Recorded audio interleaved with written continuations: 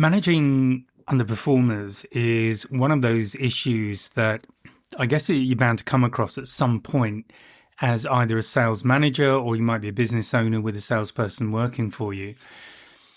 So I've certainly had this myself in a sales management role. I've had people who haven't been performing for whatever reason. So I thought in this podcast, I'd just talk through at least some of the things that I've come across and things that can contribute to people underperforming, and also some suggestions on what you can do about it. So I guess the first thing that you need to understand when you're dealing with an underperformer is what's the cause of it. Now, I've had people in different situations who weren't hitting their numbers, and I guess it probably breaks down into a couple of areas. One comes down to just training. And I've had this particularly with younger sales engineers, people who haven't been in sales for very long or have come straight out of university, for example, and gone into a sales career. And what I've found is that certainly in the situations I've dealt with where that's been the case, they really were never properly trained in how to do sales. It's as simple as that. So they were just thrown in at the deep end. They might have been, in this case, we were selling technical equipment. So they were engineers. They'd learnt how to use technology. This was radio comms in this particular case. And they were just given the kit and told to play with it, understand it, and then go out and sell it. Now, how on earth, I mean, realistically, how on earth do you expect someone to go and sell something when they are just straight out of university? So this comes back down to one of the vital things, I think, for me. It's to make sure that people are properly trained. They understand the basics of sales, and not all of them are as obvious as some people would like to think. And what I mean by that is you need to understand avatars, you need to understand questioning, you need to understand what type of people you're dealing with, you need to understand what problems you're solving, you need to understand how to have a conversation with someone that can result in closing a deal. So there are lots of elements, lots of aspects to sales that in that kind of scenario are missed completely. And it's hardly surprising that somebody who is straight out of university with no previous sales experience whatsoever, except they may have bought a car from somebody. They've been on the receiving end of what might well have been quite poor sales technique, and they're then trying to make it work. They just don't know really how to approach it. They don't know how to act in front of clients, and there's a huge lack of confidence. And one of the big issues with salespeople, and this is going back to a study I saw in the US, and it's something I've spoken about in at least one other podcast, is that many salespeople are just afraid to ask for the order. And the reason for that is they don't want to handle a no. They don't know how to handle a no. They're afraid of getting a no. They're afraid of getting rejection. It can feel personal, but also they don't know where to go from there. So if you do work in an environment or a business where that's how salespeople are treated, yeah, it's probably not a big surprise you're going to have underperformers, and you likely to have all sorts of other problems as well. So people may just say whatever it takes to get the deal and not worry too much about the problems that happen post-delivery when the solution doesn't meet the client's requirements. That sort of thing can happen. So you really open a whole can of worms if you're not prepared to invest in salespeople up front. So if you're in a situation where you've inherited, maybe you're just joining as a sales manager or a regional manager, whatever it might be, and you have salespeople reporting to you and you have one or more underperformers, the thing I would definitely recommend is to just get out with them, go and just visit clients with them, have time to have a cup of coffee with them before and after visits, just get a handle on where they're at, understand how they approach the meetings. For example, if they've got a client meeting, just sit down with them beforehand to get an idea of, well, what's going on, what's happened with this client, where are you in the process, what's the objective of the meeting that we're having, that kind of thing. Get very clear and get their view, really get in their head about how they see things, because that will start to tell you where the problems lie. So maybe they've got unrealistic objectives for the meeting that's coming up or demonstration, whatever it might be. Maybe their whole qualification process is completely off the mark, and you may well be going in to see people where you have completely the wrong solution for them, and it's just wasting everybody's time. So these sort of things, it's really important to get a handle on. Post-meeting, one of the things that I found really valuable was to just sit down with the salesperson afterwards and just say to them, well, okay, how did you feel that went? And just get their input, ask them questions. What do you think could have gone better? What would you perhaps have done differently if you had another chance? Those kind of questions. The key thing is not to just tear them apart. You are there to support them. Ideally, you want to get this person up and running effectively and efficiently as a salesperson. You don't really want to have to go through a whole recruitment process if you don't have to, because frankly, that's very disruptive. I've had to do that as well. And it's just really disruptive because the person who is in the role currently with those clients, if they really can't cut it, then they need to be out of that role as quickly as possible, because they're probably doing more damage than good while they're there, which means that somebody else has to cover, which then gets you into complications about who's doing what and whether you do it, all these kind of things. So if you can remedy the situation, if the person is open to learning, wants to learn, then by all means coach them, give them guidelines, suggest changes they could make, maybe even go in and run a meeting for them so that they can see how you do it, so that they can see how to handle certain situations. What I would also do on a joint meeting with my people, with my sales staff, is we would just agree a code, if you like, that if they were struggling for whatever reason, they would just turn to me and say, Graham, do you have anything to add to that? Now, often they would know the technology better than I did, but because of years of experience in doing this, I'm pretty much fast enough on my feet, thinking on my feet, to come up with something to buy them a little bit of time to just take the pressure off them. Because you have to understand, for a salesperson who is underperforming to then have to go out with their manager is just piling on the pressure. So it's really important for you as the manager to take as much of that pressure off and make it very clear what the reasons are for you being there. And I had this with one person who I joined one company, and I was told by the owner that they were consistently hitting 50% of their monthly target, and I would have to make a decision very quickly whether or not we kept this person or got rid of them. And there wasn't really another role within the organization they could fit into, so it would mean that they would lose their job. And I sat down with this person. I was quite upfront about where we were going, but I made it very clear that my job was to help them to fix it, that we were going to work together and deal with the problem. We would work out what was going wrong, we'd fix it, and then we would get that person on target. And the outcome of that was that within a year, they were hitting 120% of target, and it was a higher target because I'd looked at the targets everyone in the my sales team was being set, and some of them I felt were too low. So I put them up, and I felt they were achievable. I felt that the people were able to do them, but it needed to be viable. Basically, business has to be viable.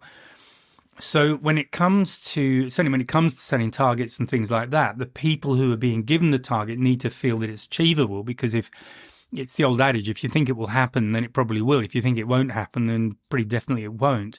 So it's really important, I think, as a leader, as a sales manager, whatever your role is, but where you have salespeople working for you, that you start to understand them, you understand strengths and weaknesses, you build on the weaknesses, build them up so that they become strengths.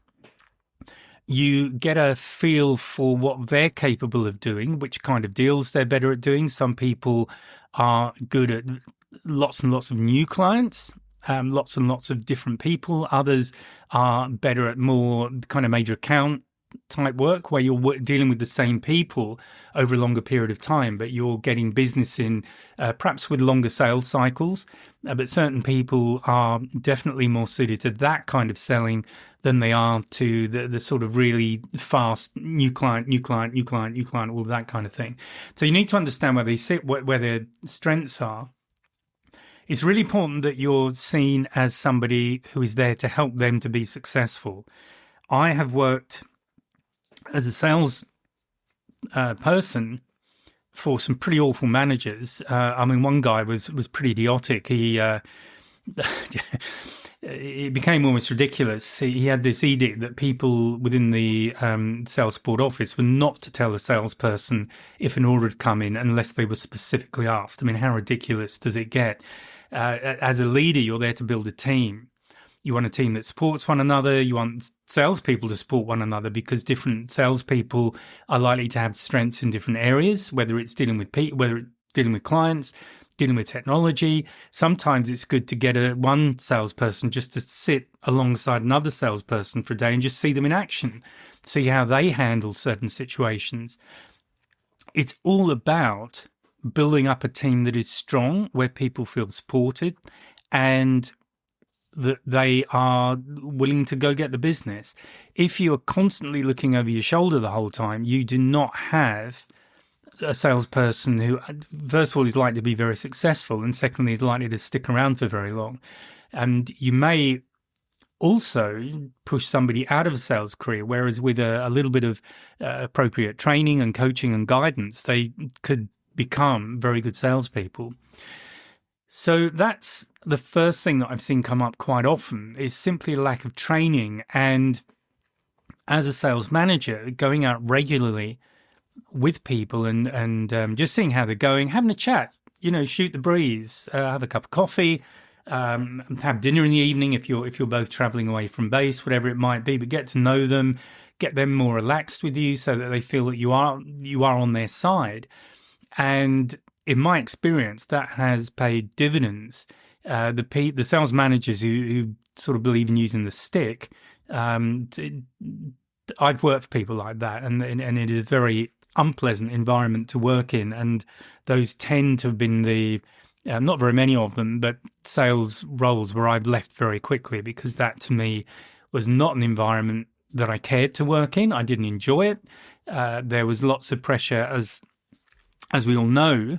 Sales is a very visible kind of role. So when things are going well, everybody knows. When things are going badly, everybody knows. So it can create an awful lot of stress for the salespeople themselves. So if they're in an environment that's hostile to them, I think, that is just an idiotic setup to have as a business. I mean, how these people are your cutting edge. They're dealing directly with your clients.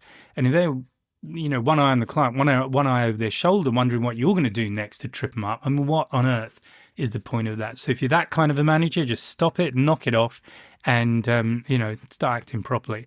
So that's the first bit. The other one is to look at what goes on, because I've also had this with a sales guy who was actually very good sales guy working for me. And then his numbers just kind of fell off the cliff. And this was down to external events. So this is the other thing to be aware of, that obviously there's what goes on within the work environment, let's call it that, but also what goes on outside is in many ways far more important, and it can have a much bigger impact on people. Obviously, people's lives, things happen. It might be good things, it might be bad things, but all of us having to deal with things in our daily life, our personal life, and every now and again, those things will have an impact on our professional life and how well we're doing. So as a sales manager, or as a manager, as a leader, whatever you want to call yourself, whatever your role is, it's really important to have an environment where people can talk to you if there is something happening. I had a guy who actually had to go through a breakup of his parents had already split up, and his mother was with, in fact, no, I think this might have been his father actually, but it became very violent, and he'd had to go and get his mother and sisters out of the house. the night before, and then he'd flown to another city to have a meeting with me.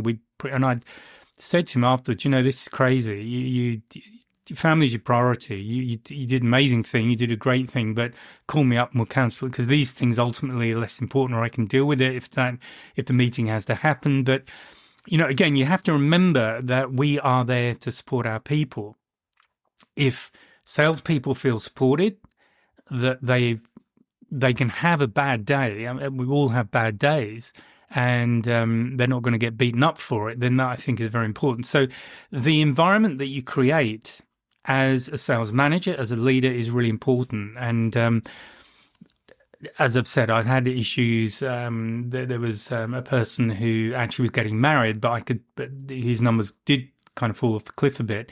And I reported to our managing director at the time, and he said to me, well, we need to do something about these numbers. Why don't we put this guy on report? And and to me, that was just the most ridiculous statement that could have been made. And I said, look, leave it alone. I'll deal with it. And I'll tell you now, it will get worse before it gets better, because I knew that this chap was getting married. I knew he was getting a lot of pressure from family. And the last thing he needed was for me to pile that pressure on. So basically, I gave him some space to get all of that out of the way. And I was definitely conscious that he was being looked at from the people above me, the owners and the MD. But that was my problem, to keep the pressure off him. And that's, I think, another thing that we do. If you're in that kind of a situation, your role is to keep silly pressures, which some senior managers seem to like putting on people, keep that off your people. You are the conduit. You're where all of that has to stop. And in that way, you control the environment. And in my experience, that's worked really well. It's made it difficult for me sometimes being in the middle of that. So certain companies were not great at the sort of senior level. However, with this guy, what we did, we had the wedding, and he had his honeymoon. He came back, and then we just sat down and we looked at where he was. From memory, we were about halfway through the year. We were about halfway through the year. He was at about half of his year-to-date number, so he was well behind where he needed to be. And we simply sat down and looked at, well, okay, so what orders do we need to get in? What products are we selling? Average order value? What we need to do over the next few months? How does that equate to call rates? All this sort of stuff, visits, demos. And I was there to provide support as needed. But what was really rewarding about that whole scenario was that he exceeded his target by the end of the year. And I even had one of the owners phone me up and congratulate me. But I said, look, all I can do as in my role is tell him what needs to be done, but he has to do the work, and he got stuck in and he did it. So I think the message and what I'm trying to get across here is that when you are in a leadership role, your people come first. It's about, if you have an underperformer, it's first of all important to understand why that's going on, what's driving it, what's the reason. Is it someone who's always underperformed? Is it a training issue? It may be that they are the wrong person. They simply, need to be in a different role. Or have they been performing well and then suddenly it all goes wrong?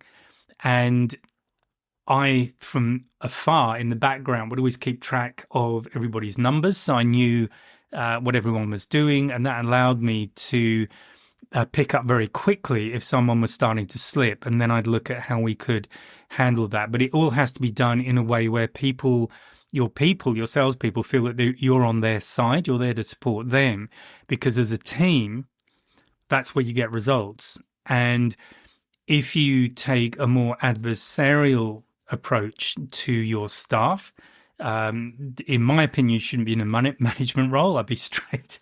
But I think it's a ridiculous approach to take.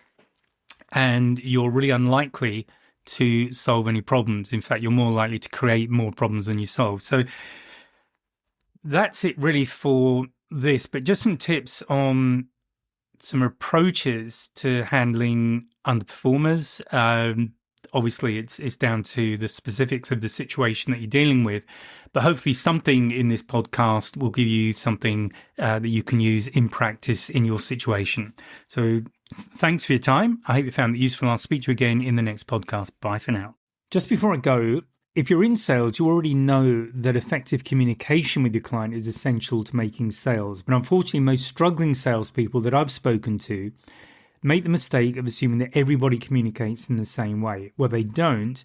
And in order to help you with that, I am running a series of 4 free webinars, and they start on the 2nd of June.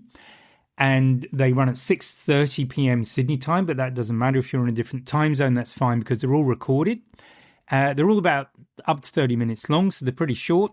And I will take you through the 4 styles, how to recognize them, and what you need to do to change your approach so that you really connect with people very, very easily. So they're running from the 2nd of June. Please go to the link in the description. And please remember to like and subscribe. That's it from me. Bye for now.